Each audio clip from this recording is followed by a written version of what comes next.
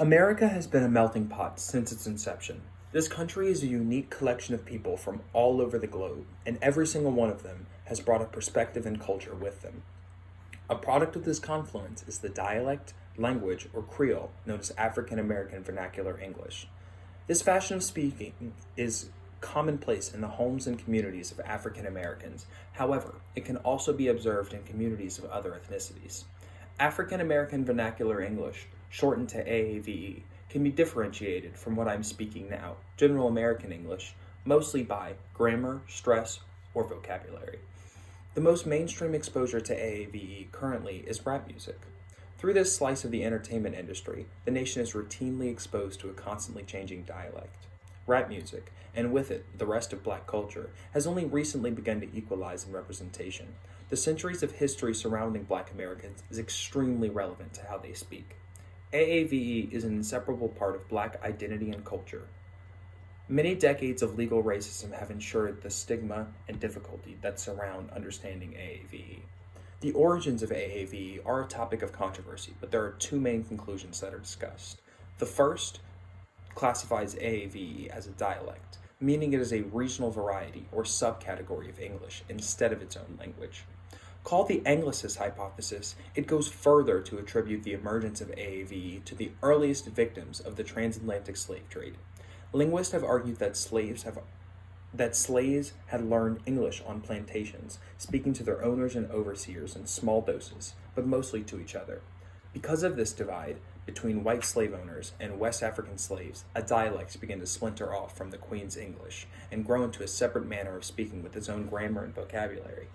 This early jumble of language is called a pidgin, and it was necessary for communication to bridge the language barrier. Supporters of the Anglicist hypothesis see AAVE as a product of the meeting of colonial Americans and West African slaves, meaning that they tie factors of colonial British English with factors of modern AAVE. However, this theory was popularized in the era of segregation and became generally rejected by linguists in academia in the mid-1960s and beyond. In contrast, the modern Creolist hypothesis of course acknowledges the long history of slavery and racial inequality in this country, but it is in its description of origin that it differs the most. Rather than expecting the slaves arriving in America would have no experience with English, Creolists instead think that a pidgin existed in African communities before the transatlantic slave trade. In modern-day America, on coastal islands, there still exist speakers of this early pidgin. African Americans had brought with them to the New World. This theory notably gives more credit to early Africans in the New World, painting a picture of men and women who traded with Europeans and learned about the advanced technology that they brought with them. In Africa, English grew shallow roots alongside the atrocities of the slave trade. Part of what fueled the exportation of slaves from Africa was the selling of rivals into bondage to Europeans. For this to work smoothly, a pidgin was necessary. While it is no doubt extremely important, the beginnings of AAVE are somewhat irrelevant to its perceptions in modern day. But do not take that to mean history is not central to the present situation of Black American speech. Segregation had a twofold effect on the development of AAVE.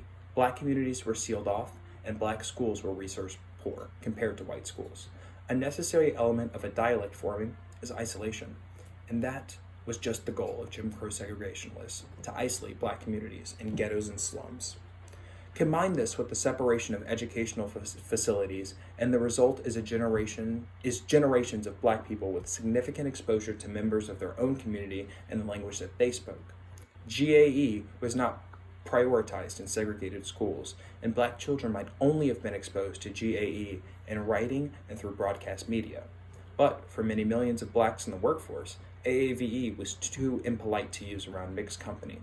Code switching was a tool used to combat this stigma against AAVE. In the comfort of their own homes, Black people would converse in the more familiar dialect of AAVE, but fear of being stereotyped and dismissed as uneducated obligated Blacks to code switch to GAE in the presence of stranger whites. AAVE was discouraged in the professional context, and this exemplifies the historic stigma Black people faced for their speech.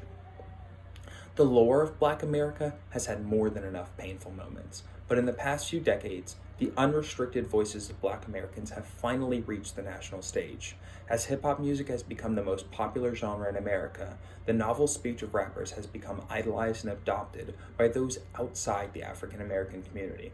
To the millions of young people who want to be just like Cardi B or Quavo, talking like their idols is just one way to express their interest. Frankly, white teenage boys are doing what they think is cool by mimicking the AAVE that these rappers have spoken their whole lives. A short time ago, this might be dismissed as broken English or slang, but the figures of wealth and success that rappers have become have led to a more widespread acceptance of AAVE. But I want to be clear, AAVE is a dialect, not a race, not a place. Folks of all colors and creeds speak AAVE at home and to their friends, and code switch around strangers. Not all Black people speak AAVE, and not all Black people understand or accept AAVE. To provide more background, America is not a homogeneous landscape of language. According to the New York Post, over 50 million Americans speak Spanish, and linguists have identified 26 regional varieties of English dialects, according to the aggregation website Roberts Page. My research has revealed to me that the label of broken English is the product of generations of shame and racism. Black people have a distinct way of speaking, just like many other communities of Americans. Although this might be poorly understood by most, consistent rules govern the grammar and vocabulary of AAVE, and a detailed etymology explains the chain of events that result in all of the ain'ts and the acts that we hear every day. Before you dismiss someone's speech as uneducated, consider that their education might have been in a dialect different than your own. Thank you.